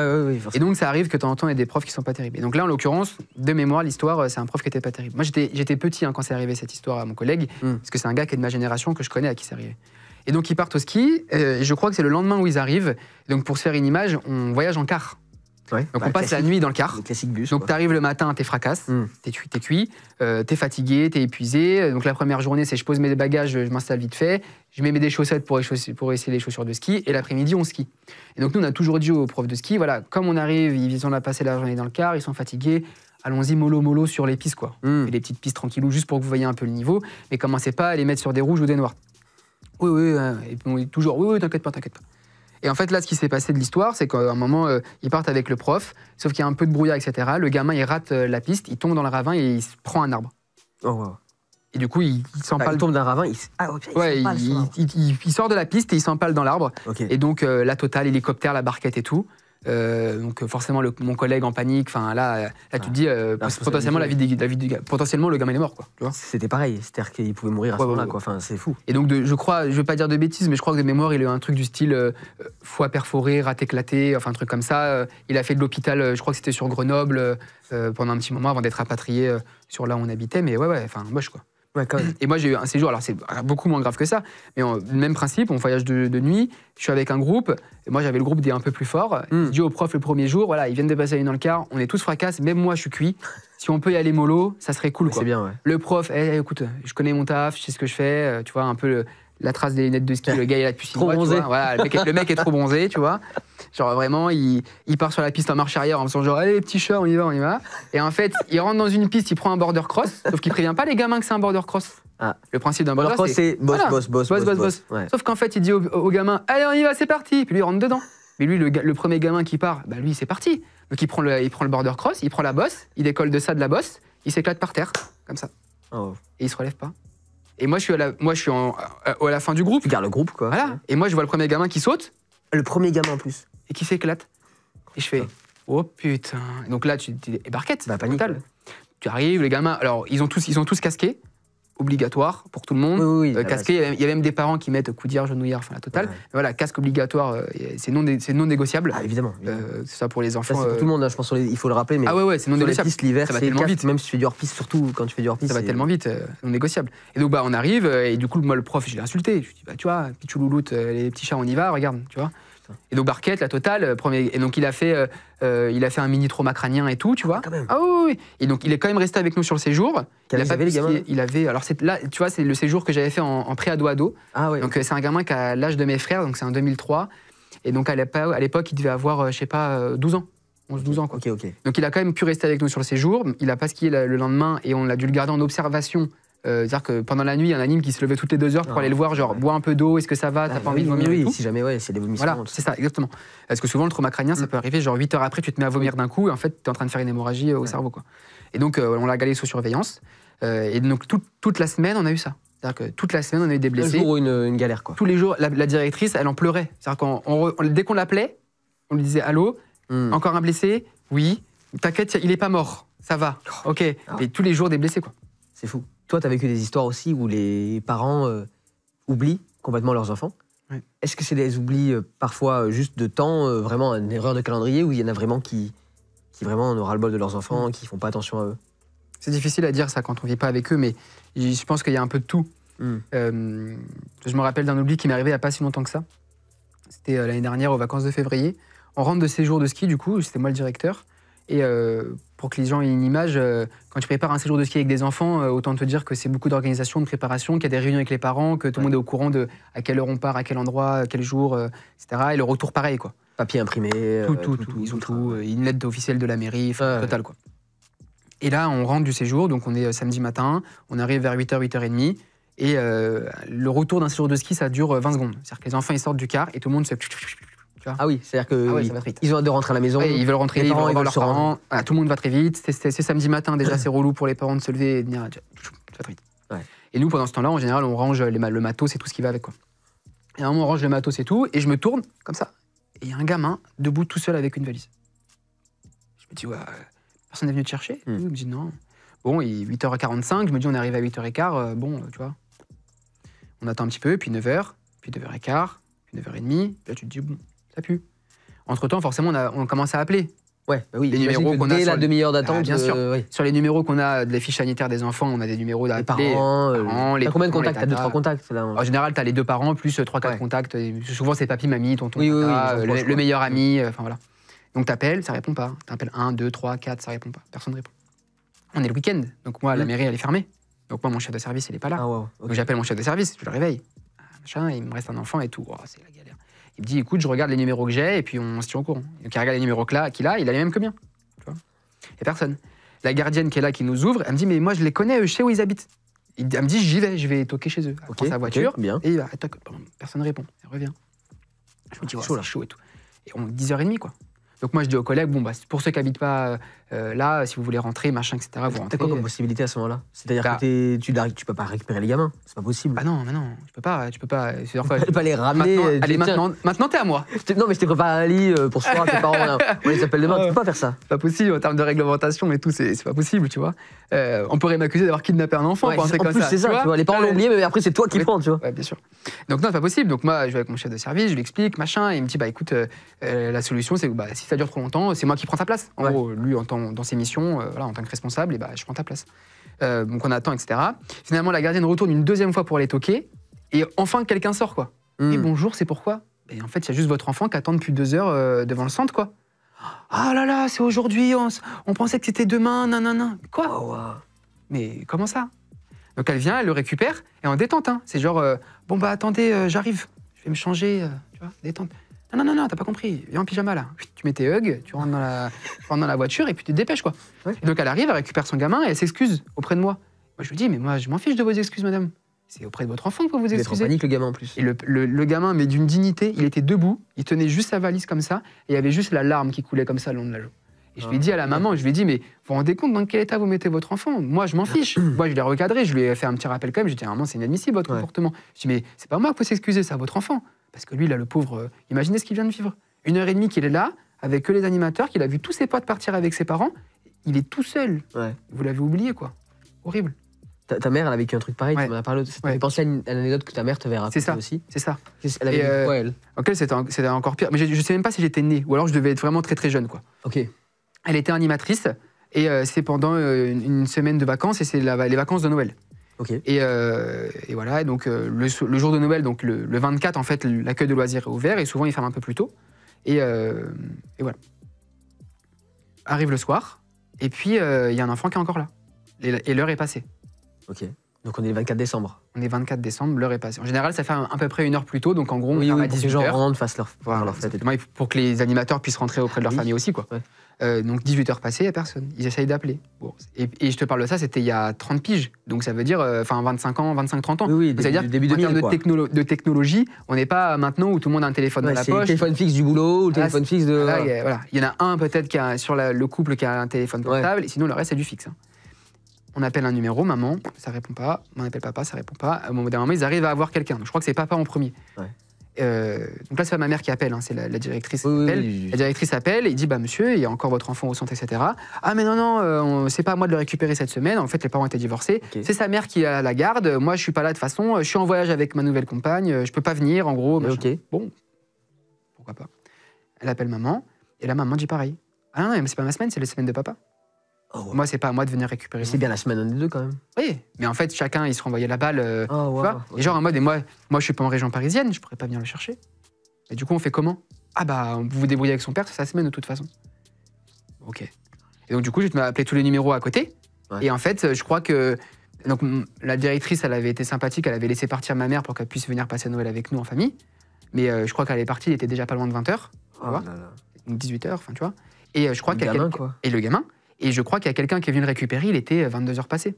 Le jour de Noël, quoi. Le jour de Noël. Et c'était genre la cousine de la tante, de l'oncle, tu vois, un truc comme ça, quoi. Vraiment, la dernière personne de la famille qui pouvait le récupérer, quoi. Tout au bout de la liste. Genre vraiment, c'est le dernier numéro que t'appelles en cas d'urgence. Hyper triste. Voilà, ouais, très ouf. Tu penses qu'il y a des parents qui aiment pas leurs enfants? Je pense, enfin, ça serait dur de dire ça, mais je pense qu'il y a des parents qui étaient pas prêts à être parents. Et qui le sont devenus par la force des choses. Et qui, du coup, peut-être se rendaient pas compte de ce que c'était réellement d'avoir un enfant. Tu vois, une famille, papa, maman, ils ont un enfant. Et déjà, pour certains, c'est difficile. Et nous, au centre, on a des fois 200 enfants ou 150 enfants qui sont pas les nôtres en plus, et on les a tous en même temps. Et des fois, il y a des parents qui nous disent, mais je sais pas comment vous faites. Déjà, moi, avec un, j'ai du mal, comment vous faites-vous? Et c'est ce qu'on disait tout à l'heure, c'est qu'en fait, on n'a pas le même lien sentimental qu'avec eux, donc voilà. Évidemment. Alors, en travaillant sur l'émission, on a pensé à un happening avec Louis et Julie, qui sont auteurs avec moi. On a pensé aux faits divers qui sont passés avec des enfants dans les centres de loisirs, chez les scouts, à l'école, tu vois, ou qui s'impliquent des gamins. Je vais te les proposer, tu vas me dire si selon toi ce sont des vrais faits divers ou des faux faits divers. Et peut-être que tu auras même des histoires qui font penser à des histoires que tu as vécues, tu vois. Allez, on fait ça. Le premier, c'est un centre de loisirs qui a puni une enfant de 4 ans en la scotchant à sa chaise. Si c'est vrai, c'est hardcore quand même. Mais ça m'étonnerait pas que ça puisse être vrai. C'est vrai, c'est très récent, là, j'ai vu ça passer ça il y a un mois et demi à peu près. Toi, t'as pas fait de punition comme ça, un petit peu... Déjà, punition, tu dis non. Mais non, mais c'est impossible de faire ça. Tu te rends compte l'image que tu vas renvoyer au gamin et la trace que tu vas laisser sur lui. C'est-à-dire que moi, tu vois, enfin, tu m'attaches à la... Non, impossible. Un enfant de 6 ans qui a pris en otage sa maîtresse avec une paire de ciseaux. C'est possible, ça. Bon, là, c'est faux. C'est faux. C'est l'imagination, mais... Alors, moi, c'est arrivé. Ah. Alors, attends, ok, un otage, non. Mais, pas un otage, en tout cas, qui a menacé. Mais on avait accueilli pendant un petit temps sur une des écoles de là où je bossais des gens du voyage qui étaient en chemin et voilà, ils étaient en déplacement, quoi. Ouais. En déplacement, voilà, c'est exactement. Et du coup, on avait accueilli les enfants. Et en fait, un jour, les animateurs, ils l'ont retrouvé un des gamins dans la cour avec un ciseau et il menaçait les autres gamins, genre, file-moi ça ou je te crève et tout. Rude, comme ça. Rude. Ouais, Ok. Trop marrant. Enfin, un enfant de 3 ans oublié par le centre de loisirs dans un parc. ça, c'est arrivé. Ouais, c'est vrai. Tu sais qu'il y a eu même pire, il y a un gamin qui a été oublié dans un car. Ils l'ont retrouvé au dépôt. L'enfer, putain. T'imagines? Ah ouais. Les parents, ils viennent le soir, ils viennent récupérer leur gamin. C'est-à-dire que les animateurs, ils n'ont pas compté le nombre d'enfants qu'ils avaient en rentrant au centre. Le parent, il vient, on ne sait pas où est l'enfant. Et là, on commence à appeler et tout, la panique. Et donc, on retrace toute la journée. Le car. Donc, tu appelles le dépôt de car. Et le mec, il va regarder son car, et il y a une gamine qui est au fond du car à manger. Ah waouh. Des puéricultrices qui oublient et enferment un enfant de 3 ans dans la crèche. Ouais, c'est possible, ça. C'est vrai. C'est vrai aussi. Ouais, c'est fort possible, ça. T'es bon. T'imagines déjà tous les cas possibles de bah choses oui, qui parce existent que en même temps. tu vois, tu vois vite ce qui est réalisable ou pas, quoi. En Russie, 2 enfants de 5 ans qui ont creusé un tunnel pour s'échapper de leur école. S'ils l'ont fait, c'est très fort. C'est vrai. C'est vrai? C'est un vrai fait divers. Incroyable. Ouais, non, mais je pense J'aurais que, dit voilà. non, mais j'aurais pas cru. Ouais. Très imaginatif pour le coup. Ah, Ou alors ça devrait vraiment être une très mauvaise école. Ouais, C'est jamais les comme ça. les deux fonctionnent. Le GIGN qui intervient dans un centre de loisirs après l'appel d'un enfant de 8 ans. Non. Non, c'est faux. Ah, ok, C'est j'allais dire bon. quand même. De plus en plus, les centres de loisirs et les écoles se modernifient par rapport à ça et tout ce qui est alerte attentat et tout. Ah ouais? Ouais. Il y a des consignes qui sont trop Ouais, nous, par exemple, là où j'ai travaillé pendant longtemps, on avait un boîtier qui nous permettait, en fait, dès qu'on appuyait, d'être en contact avec la police locale, puis... Ah ouais? Ouais, pour réagir très vite. Quand même. Ouais. Ok. Un enfant de 7 ans qui revendait les culottes de sa mère à l'école. Oh, ça serait génial. Je sais pas si c'est génial, mais c'est faux. Non, hein. c'est faux. Ouais. T'as des gamins qui ramènent des choses un peu improbables en centre de loisirs ou à l'école ou Ouais, en fait, ils ramènent des choses improbables, mais sans se rendre compte que c'est improbable, tu vois. du style. Bah, genre un couteau. Tu vois, j'ai un gamin qui me ramène une opinel une fois. Je dis, regarde Oh. mon opinel. Et donc, pourquoi? Tu vois? Ok, putain. Ben en fait, parce qu'on est parti en voyage, mon papy m'a acheté, donc je voulais la montrer aux autres. L'opinel tu vois. du papy, quoi. Lui, il se voit pas avec l'opinel pour. Non, tu vois. c'est sûr. C'est Et le couteau. je dis, mais il est fou, tu vois. Enfin, Ouais, et parce qu'il n'a pas conscience de ce que c'est. Après, non, ce qu'ils ramènent à la maison, c'est souvent les mêmes trucs. C'est des cartes Pokémon, c'est des jouets, c'est des jeux. Ils ramènent leur maison. Ouais, si, des fois, ça m'est arrivé des médicaments. Genre, papa, maman, le matin, ils te mettent un Doliprane dans la poche et bah, tu le prends après manger. Ah Parce ouais, qu'en fait, ok. non, c'est pas comme ça. Là. Donner les médicaments aux enfants, c'est C'est réglementé, aux c'est parents, c'est encadré. aux animateurs, bah C'est oui. aux animateurs quand c'est autorisé. Enfin, voilà, Bien sûr, tu donnes bien pas sûr. les médicaments n'importe comment, comme ça. Enfin, C'est les parents qui préparent tout ce qui est repas, goûter, et qui donnent ça aux gamins quand ils vont à l'école, ils préparent tout. non, dépend. non, c'est impossible de faire ça. Tu imagines, Ouais. c'est-à-dire que chaque enfant, il aurait son repas à lui, c'est pas possible. Oui, C'est beaucoup des prestataires qui D'accord. font de la cantine de classique. gros. Oui, bien Ouais. beaucoup. Ok. Et pour la cantine et pour le goûter, souvent, c'est ça. D'accord, ok. Je crois que t'avais une anecdote avec un goûter. Ouais. Alors, à l'ancienne, il y a très Ouais. longtemps, c'est qu'en fait, au début, les prestataires de cantine faisaient plutôt le temps du repas du midi et pas forcément le temps du goûter. Et donc, avant, les parents, ils ramenaient le goûter pour leurs enfants. Ok. Et donc, moi, c'était en maternelle, donc on mettait ça dans des petites caisses par classe. Et donc, le matin, tu poses ton sac de goûter. Le soir, au moment Ouais. du goûter, tu récupères ton sac, tu vas au goûter. Donc, là, on a arrêté parce qu'il y avait plein de gamins qui avaient des goûters. C'était genre chips, saucisson, coca, tu vois, le goûter Oh, du wow. gamin. Ah ouais, hardcore Ouais. quand même. Ouais, c'était des trucs comme ça. Ou des fins de grec. J'ai eu ça. Je te jure que c'est pas une blague. Si, le gamin, il te ramène aluminium, fin de grec, de la laver. Et ouais. David, les parents. Ouais, J'adore. c'est là que tu te dis, putain, mais comment tes parents, tu te dis. Ah ouais, Donc voilà. incroyable. Et un jour, on récupère, on va pour manger et tout, et il y a une gamine qui prend son sac, et il y a une odeur, genre ça pue. Et en fait, je prends son sac, je commence à sentir et tout, ça pue, et en fait, j'ouvre le sac, et au fond du sac, t'as la boîte de goûter, et au fond du sac, t'as du tabac, genre style tabac à rouler, machin et tout, tu vois, au fond du truc, avec un petit pochon. De la weed. Donc de la drogue. Voilà. Donc je me dis, ça se trouve, j'imagine, du coup j'essaie de me faire une image de la matinée. Comment ça s'est passé? Voilà, tu vois, de la matinée de la maman ou du papa qui prend le sac de la gamine, qui met le goûter, qui se dit, ah, ça weed. Ou alors c'était un sac d'Ora qui servait Tu pour vois, les deals. ou j'en sais rien, tu vois, mais je me dis, mais quoi, on voit ça, donc tu te dis, oh, c'est chaud, tu vois. Ah ouais, c'est chaud quand même là. Donc là, tu vas voir les parents, tu leur dis, faites attention. Quand même technique là. Ouais, c'est un peu chaud là. T'as après basculé d'animateur à directeur de centre de loisirs et t'as été formateur pour les BAFA, Ouais, donc pour les toujours. brevets, voilà, t'es toujours formateur Ouais. BAFA. Qui sont les gens qui viennent se former? Est-ce que c'est des adolescents, enfin sortis de l'adolescence qui veulent devenir animateurs pour faire des taf l'été, tu vois, par exemple? Est-ce que c'est des gens en conversion? C'est quoi le type de population? Ça a beaucoup évolué. Et moi, c'est pas très longtemps que je fais ça. Parce que j'ai commencé à faire de la formation à peu près en 2018. Et donc, tu vois, ça fait assez court, ça fait que 6 ans. Et même en 6 ans, ça a beaucoup évolué. En fait, le Covid a fait que les choses ont beaucoup changé. Ça a tout changé, ouais. Quand j'ai commencé à faire de la formation, c'était beaucoup des groupes très homogènes où tu pouvais à la fois avoir des petits jeunes de 17 ans qui venaient pour faire un petit job d'été, des gens qui faisaient déjà de l'animation, mais qui, du coup, à qui on a demandé de se former et qui devaient aller passer leur BAFA. Ok. Ou beaucoup des gens en reconversion. Souvent, c'était des mamans qui ont été sous très longtemps mères au foyer. Qu'est-ce que je peux faire? Du coup, je vais faire un peu d'animation, machin. Et depuis le Covid, ça a beaucoup changé. Et maintenant, c'est beaucoup des très jeunes. D'accord. Surtout qu'en plus, l'État a fait le choix de baisser l'âge auquel on pouvait passer son BAFA. Avant, c'était 17 ans et un jour, maintenant, c'est 16 ans. Ah, c'est hyper jeune. Donc, c'est très jeune. Et donc, du coup, on a beaucoup des groupes où on a 25 stagiaires et on a 18 de 16 ans et le reste de 17 ans, quoi. Ouais, 16 ans, t'es en seconde, quoi, à peu près, c'est ça? Parfois, je me dis, on confie des enfants à des enfants. Ah oui, bah oui, c'est ça. Un peu. Et ils doivent fonctionner parfois comme des enfants d'ailleurs quand t'es en centre. Parce qu'ici, t'as par exemple 20-30 personnes, je sais pas combien ce sont les groupes, mais. Maintenant, alors les groupes ont un peu. Au début, moi, quand j'ai commencé, c'était plutôt 30-35. Ok. On était 3 formateurs. Maintenant, on a un peu réduit, on est plutôt 2 formateurs et on est une vingtaine de stagiaires. Oui, donc ça fait une classe de 10 20, chacun. L'idée, c'est de se dire 10 chacun, 10 par personne. Il se passe des choses entre les animateurs. Est-ce que tu peux être surpris? Est-ce que tu leur fais faire des activités comme à des enfants? Est-ce que ils gèrent mal? Est-ce qu'ils s'engueulent? Tu vois, c'est quoi l'ambiance entre les animateurs? L'idée du stage, c'est de faire vivre au plus près possible aux stagiaires ce qui va se passer quand ils vont être sur le terrain. Ouais. En France, on a interdiction de louer des enfants. On n'a pas le droit de louer d'enfants. Bah bizarrement, ouais. Voilà. J'ai entendu parler de ça. Ouais. Donc en fait, pendant le stage, ils ne voient pas d'enfants. Donc tout ce qu'ils vont essayer en termes de jeu et tester, ils le testent sur les collègues. Et ils doivent jouer les enfants, du coup? C'est-à-dire que moi, quand ils jouent, je leur dis, vous allez vous déguiser, vous allez me raconter une histoire et on va jouer. Et ils nous font le jeu à nous, les collègues stagiaires et à nous, les formateurs, et on joue. Ok. Et donc voilà, moi, ça m'est déjà arrivé de me déguiser. J'arrive avec un déguisement éclaté avec 3 bouts de papier et je suis un pirate. Et c'est parti, on fait le jeu des Et mais pirates. ils doivent faire semblant que t'es un pirate et qu'ils Par sont contre, je leur hyper dis, vous nous parlez comme si on était des enfants de 8 ans. C'est-à-dire que quand vous allez nous expliquer les règles du jeu, il faut que ça soit compréhensible pour un enfant de 8 ans, quoi. Ah waouh, Tu vois. ok. Et donc, c'est ça l'idée. Et on va leur apprendre les bases techniques de c'est quoi être un animateur, comment je fabrique une activité manuelle, comment je travaille en équipe, c'est quoi les bases, c'est quoi un enfant de maternelle. Les bases de c'est quoi un enfant de maternelle, c'est quoi les caractéristiques. Ouais. Maternelle, élémentaire, enfin tout ça. On fait un peu de débat, d'échange, des choses comme ça. Quand Louis a fait le premier appel avec toi, il m'a noté un truc autour de Maman Ours. Oh ouais, hardcore. C'est quoi cette histoire? Je suis sur un stage. On dirait un nom de code, j'ai survécu. Ouais, c'est ça, et c'est exactement ça. On est sur un stage.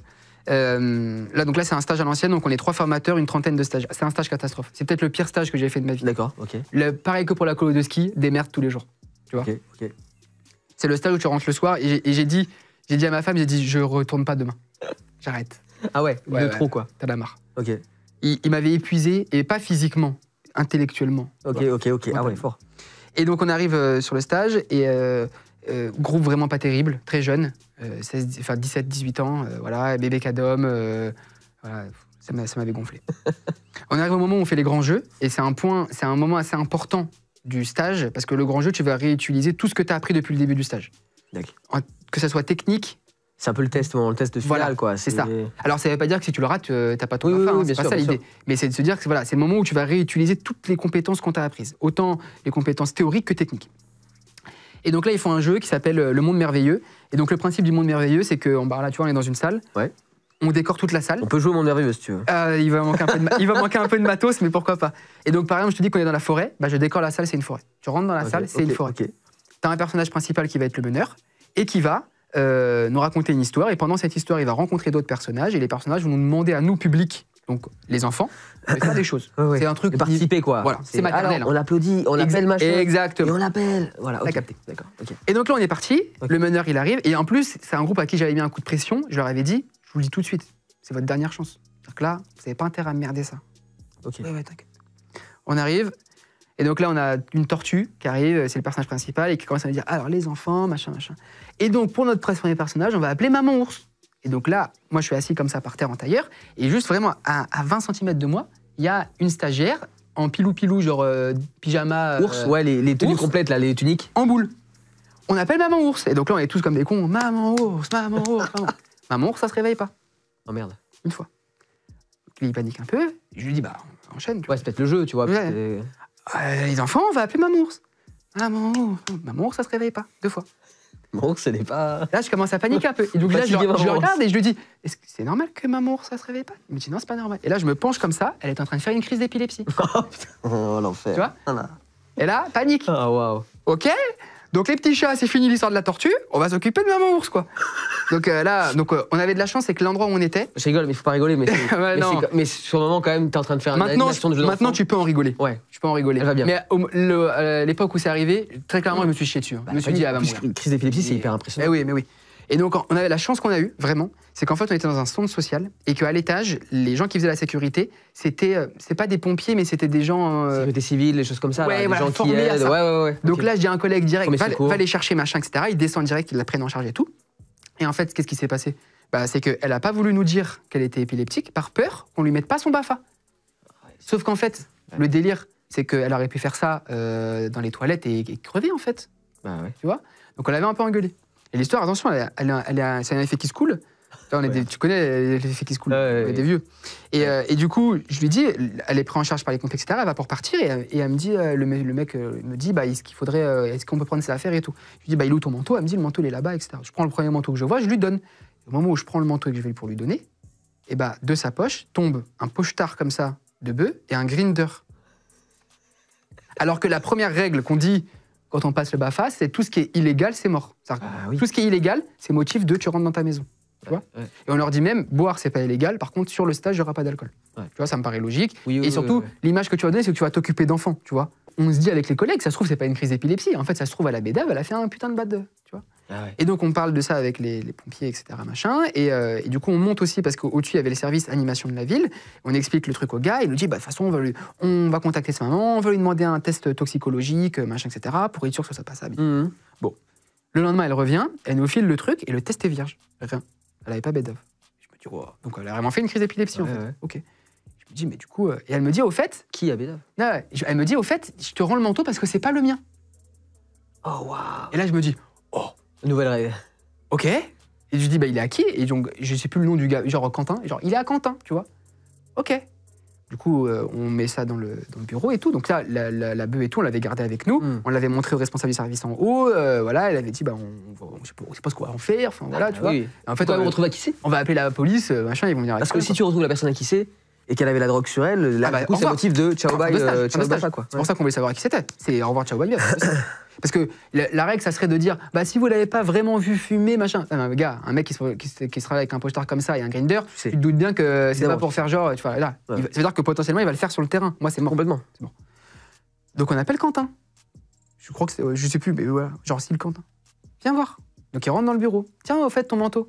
Là, il récupère son manteau, il l'enfile, et là, il a un réflexe qui est débile, c'est qu'il fait comme ça.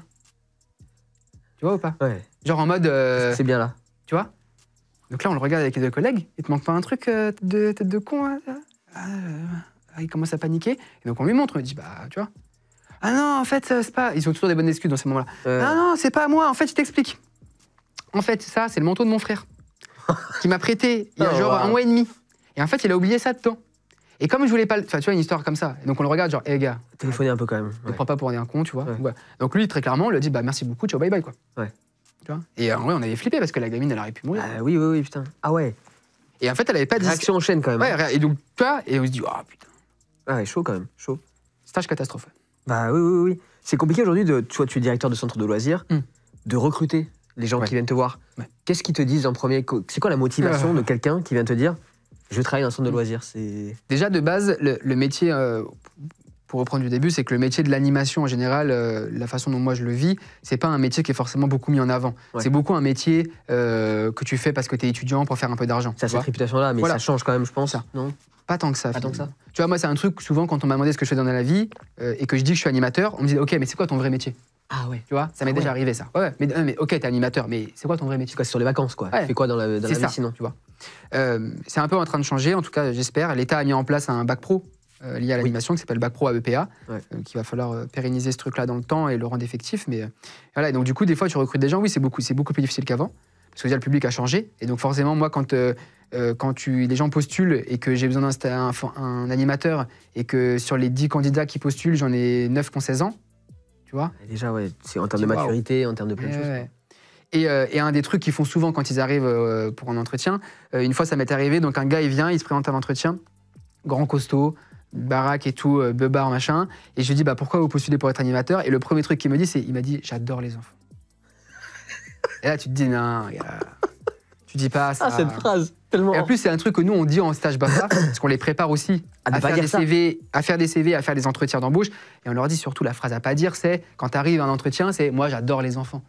Il nous a dit le truc qu'il me dit, c'est un truc du style j'adore les enfants, j'aime être au contact des enfants. Non, tu dis pas ça. Non, ouais, tu dis pas ça, non, tu dis pas ça du tout. En entretien.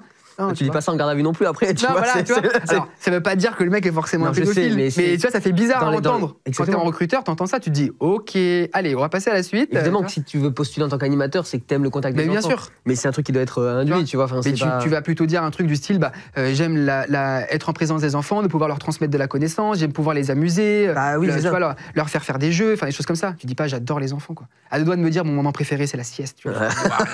C'est chaud, c'est chaud. C'est chaud de ouf. Il y a un sujet dont on entend parler de plus en plus ces temps-ci, c'est celui du harcèlement scolaire, des gamins qui se font harceler, et toi tu es en contact en permanence avec les gamins. Est-ce que tu as déjà vu, même s'ils sont petits, des choses autour du harcèlement? Ça, de la même manière que le côté HP dont on parlait tout à l'heure, c'est en train de rentrer dans les mœurs, en tout cas de lutter contre le harcèlement. Mais des fois, ça va peut-être même un petit peu trop loin. C'est-à-dire que maintenant, il y a aussi des parents qui, pour une chamaillerie d'enfants, c'est bon, c'est du harcèlement. D'accord. Pas vrai. Okay. Ah oui, le harcèlement, faut doser, quoi. Voilà, le harcèlement, c'est quand même quelque chose qui est grave et qui a des critères pour être harcelé, quoi. C'est quelque chose de répétitif, sur la longueur, de toujours la même chose, toujours les mêmes enfants contre le même enfant en particulier. Enfin, voilà, on peut pas dire 2 enfants qui chamaillent que c'est du harcèlement. Oui. Moi, c'est arrivé à un des enfants en plus dont j'avais la charge dans ma classe. D'accord, ok. Je m'occupe d'une classe d'enfants de CE2. Et en fait, un jour, le papa de l'enfant vient me voir en me disant qu'il veut nous rencontrer avec le directeur pour parler parce que, en gros, son fils subit du harcèlement. Ok, on en discute et donc on a un rendez-vous avec papa et maman. Et en gros, très clairement, maman nous dit que son fils il rentre le soir à la maison en disant qu'il ne veut plus retourner à l'école, qu'il se fait harceler par d'autres enfants, famille de l'Est. Donc il avait un petit accent, qui se moque de son accent, qui lui disent qu'il parle pas français, qu'il est pas comme les autres, machin, un truc comme ça. Et le gamin dit à sa maman, en gros, je vais me suicider, je vais plus retourner à l'école et tout. En CE2 quoi, donc ça a 8 ans. Ouais, 8 ans. Oh, là t'as mal. Hein. Là j'ai mal au cœur parce que je me suis dit, c'est un gamin de ma classe dont je m'occupe et j'ai rien vu. Tu vois, t'as rien vu, mais ça se passe quand alors du coup? En fait, ça se passe à tous les moments où il n'y a pas d'adulte. Forcément, le gamin, il est pas con, il va faire ça devant toi. Ça va se passer dans le couloir en 20 secondes. Il passe à passer à côté, tu vois, il va lui dire un petit machin. Ah oui, des imitations, des trucs. Il va être dans la cour, quand il y a le petit recoin de la cour, tu vois. Ça va se passer à tous ces moments-là, il n'y a pas forcément d'adultes. Et donc, du coup, tu vois pas forcément tout. Et puis, il faut se dire, moi, je m'occupe d'une classe entière, ils sont 28 élèves, j'ai que 2 yeux, forcément, tu peux pas avoir tout le monde, tu vois. Même si je fais le plus attention possible, c'est difficile, quoi. Et en gros, le papa, il nous dit à moi et mon directeur, il nous dit clairement, soit vous réglez l'histoire, soit c'est moi qui la règle, et tu comprends dans la phrase qu'il va pas régler l'histoire de la même façon que nous, quoi. Ouais, il va aller voir directement les parents des... Et t'as déjà vu du harcèlement scolaire que t'as dû régler ou... Lui, c'était clairement ça. Ouais, mais donc du coup, ça s'est réglé avec le temps. C'est-à-dire qu'en fait, du coup, on a agi, on a rencontré les parents des autres enfants qui étaient harceleurs, entre guillemets, on a discuté de ça, on a parlé aux enfants. Très souvent, il faut bien se dire que les enfants eux-mêmes ne se rendent pas compte qu'ils sont harceleurs ou qu'ils sont harcelés. C'est ça. Aussi. Ils ne se rendent pas compte forcément que leurs gestes ou leurs actes ou leurs mots ont cette portée sur les autres qui sont en face d'eux. Ils ne s'en rendent pas compte du tout. Ouais, donc quand tu as 6 ans, tu ne te rends pas compte que tu fais subir quelque chose de négatif. Je pense que tu n'as pas compte de ça pendant un petit moment. Ouais. Et puis même, je pense que beaucoup de gens... c'est la blague. Adultes. Oui. Moi, il y a des fois, je réfléchis, je me dis... Peut-être qu'un jour, j'ai contribué au harcèlement de quelqu'un, tu vois. Forcément, on a été harceleur de quelqu'un un jour. Alors, j'ai dû être harcelé aussi, tu vois. Pour plein de raisons. Et tu l'es même en tant qu'adulte, parfois, sans t'en rendre compte. C'est ça. Et c'est très bizarre parce que ceux qui subissent le harcèlement s'en rendent compte, puisqu'ils le vivent très mal. Mais beaucoup de harceleurs ne se rendent même pas compte. Alors, parfois, tu peux identifier un gamin qui, tous les jours, vient emmerder un autre. Mais je pense qu'il y a des fois, ça ne se voit pas. Non. Tu peux rire à une blague. Tu peux crier un truc. Et ça te paraît rien du tout, mais en fait, c'est ça qui va créer le harcèlement sur le long terme. C'est important et c'est une très bonne initiative que l'État a mis en place de pouvoir en discuter dans les classes, dans les écoles. Moi, je sais que la ville où je travaillais, il y a un partenariat qui a été mis en place avec la police municipale de la ville où je travaillais. Donc, les policiers passaient dans les classes pour parler de ça, du harcèlement, de comment on s'en sort, de comment on en discute, de comment on réagit quand on voit un enfant collègue à nous qui se fait harceler, etc. Donc, c'est hyper important de pouvoir en parler. Et puis, si des policiers qui viennent en parler, ça a tout de suite un autre impact. Il y aura des mecs en uniforme ou des filles en uniforme qui viennent nous en parler, quoi. C'est fou. T'as l'air vraiment passionné par ton métier. C'est quand même assez fou, quoi. Pour toi, c'est quoi le caractère, les qualités primordiales qu'il faut pour être animateur aujourd'hui? Alors, moi, ce que je dis souvent, c'est que moi, j'aime les gens. Tous les gens. Qu'importe. Moi, je suis plutôt. Il y a une phrase qu'on dit, oui, la confiance, ça se gagne. Moi, je suis plutôt l'inverse. C'est-à-dire que moi, la confiance, je te la donne à 100% d'abord, et puis après, on verra si tu la donnes ou pas. Je pense que pour être un bon animateur, j'ai pas la prétention d'être un bon animateur. C'est pas moi qui peux juger moi-même si j'en suis un ou pas. Il faudra demander à mes collègues. Mais t'aimes ce que tu fais, ça se ressent. Mais voilà, j'aime énormément ce que je fais. C'est parce que réellement, j'ai l'impression d'être utile. Je me dis que c'est ma place, que les étoiles elles sont alignées, que mon endroit où je devais être, c'est là, et que je suis utile, et qu'à un moment donné ou un autre, peut-être que je vais changer la vie d'un enfant, de la même manière qu'on a aussi, à un moment donné, des animateurs ont changé la mienne. Tu vois, la plus grande fierté que j'ai, et le truc qui me fait le plus plaisir souvent, c'est quand, tu vois, 2-3 mois après, je fais un stage avec des stagiaires, et quelques temps après, on me renvoie un message en me disant « Waouh, quand on avait parlé de ça, merci beaucoup pour ce que tu m'as transmis, j'ai pu mettre ça en place avec les enfants, c'était génial. » Quand je recroise des enfants dans la rue et qui me disent « Tu te rappelles quand on avait fait ça, on avait fait telle activité, tu avais fait ça, c'était ouf et tout. » Là, je me dis, tu vois, j'ai eu un impact sur la vie des gens, tu vois. Genre, je suis rentré dans leur vie et j'ai eu un impact sur eux. Ça, c'est hyper valorisant. Pour moi, en tout cas, c'est la plus belle récompense, entre guillemets, si on peut dire. C'est très intéressant. Tu ne deviens pas riche en faisant l'animation. C'est très mal payé, tout le monde le sait. Enfin, de toute façon, fonctionnaire, en général, c'est pas forcément très bien payé. Donc, si tu veux être riche, tu fais pas ça. Tu fais ça parce que c'est une vraie passion et parce que tu as envie de le faire. Moi, j'ai pas commencé comme étant une passion. Mon objectif de base, c'était de me payer des bouteilles en boîte de nuit, tu vois. Je suis très au clair avec ça. Et c'est en faisant que ça en est devenu une passion. Parce que voilà, être au contact des gens, me sentir utile, rentrer dans la vie des gens, dans le bon sens du terme, mais participer activement à l'éducation des enfants et me dire que je vais laisser une trace chez eux positive. Si je fais de la formation, c'est aussi pour me dire que ça se trouve, il y a quelque part en France, un adulte qui a changé la vie d'un enfant, parce que moi-même j'ai changé la vie de cet adulte en lui parlant d'animation. Malgré tout, j'ai agi sur la vie d'un enfant que je connais même pas. Ouais, c'est ça, c'est fou. Toi, t'as pas d'enfant actuellement? Non. Si t'en as, je sais pas si c'est un projet ou pas, peu importe. Mais c'est un des objectifs de ma vie. Un des objectifs. Ouais, forcément. Est-ce que tu te verrais à nouveau les mettre en centre de loisirs, en centre de vacances, en centre aéré, j'en sais rien? Est-ce que c'est un truc que tu te vois faire? Et donc, est-ce que tu vas être le parent chiant? Est-ce que tu vas être le parent, tu vois? C'est bon. Ça serait horrible. Je vous le laisse gérer. Ça serait horrible pour eux, parce que du coup, je verrais tout ce qui se passe. Et je connais tout. Tu sais, il y a souvent des gens qui disent, quand tu sais comment ça se passe, tu mets pas tes... Tu vois, par exemple, les gens qui bossent au McDo, ils disent, moi qui bosse au McDo, je mange pas au McDo. Tu vois, et là, c'est un peu le même principe. Moi qui travaille dans les centres de loisirs, j'aurais peut-être un peu de mal à y mettre mon enfant, sachant ce qui s'y passe. Tu vois, parce que c'est pas moi qui m'en occupe et que du coup, je serais pas sûr à 100% que ça se passe bien ou pas. Maintenant, non, il y a au centre de loisirs, parce que je pense que c'est un endroit où il y a plein de choses qui se passent. C'est un vrai endroit de vie qui est beau, qui est sympathique. Je suis très heureux de t'avoir rencontré. Merci, je suis très heureux que aussi. tu nous aies écrit un mail. Avec plaisir. Parce que, en fait, sans ça, on ne se serait pas rencontrés. Et puis, je pense qu'il y a pas mal d'animateurs ou d'animatrices qui doivent nous regarder. C'est un métier qui est vraiment en développement. Il y a toujours un manque, tu me disais, il y a toujours un manque. Donc, quand tu parles comme ça avec passion, je pense qu'il y a des gens qui sont intéressés par ce métier-là. Bon, commencer par le BAFA, déjà, je pense que c'est quand même la première étape. Et puis, après, on faut voir pour la direction de centre de loisirs, entre autres. Qu'est-ce qu'on peut te souhaiter pour la suite? De continuer comme ça, d'être heureux. Moi, je suis très heureux dans ma vie, je suis très heureux au quotidien. Ça me va très bien. L'année prochaine, je vais entamer des moments où j'ai passé des concours de la fonction publique pour monter un peu en grade, gagner un peu plus de sous, des choses comme ça. Réussissez-moi de réussir ce concours, ça m'irait très bien. Merci beaucoup, c'est gentil. En tout cas, merci à tous de nous suivre sur Légende. J'espère que vous avez donc aimé l'interview de Dylan. Il nous a écrit sur la page contact@legendegroup.fr. Donc si vous voulez raconter votre histoire, si vous avez un métier, quel qu'il soit, une vie particulière, une anecdote même, parce qu'on fait d'autres formats sur Légende, on va en faire de plus en plus. Si vous avez une histoire à raconter, on veut bien la lire. Après, on verra si on peut la partager comme ça, si on peut faire une émission comme on a fait avec Dylan. N'hésitez pas à nous suivre sur les réseaux. On est sur TikTok, on est sur Instagram, on est sur Facebook, on est partout avec Légende Média ou @Légende Média ou @Légende tout court. On se dit à très bientôt sur Légende. Merci encore Dylan. Avec plaisir. Merci beaucoup de m'avoir accueilli. À très bientôt sur Légende.